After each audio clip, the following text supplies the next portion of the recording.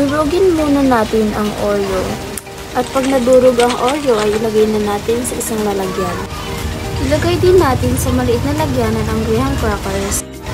Simulan na din natin gawin ang kondensada. Ilagay ito sa isang lalagyan. At pagkatapos ay ilagay ang dinurog na Oreo. Paghaluin lang natin ito hanggang sa maging maayos na ang texture. At iayos na natin ang ating graham crackers. At sunod natin ilalagay ang kondensada sa ating graham crackers.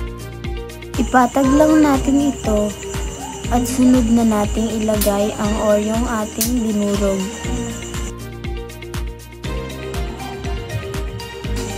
Ayan, at pinatungan lang natin ulit ito ng graham crackers. Kapag ganito na ang ating graham bar ay pwede na natin itong paghiwa-hiwalayin. Kapag naghihiwalay na natin ay pwede na nating balutin ng ating graham bar.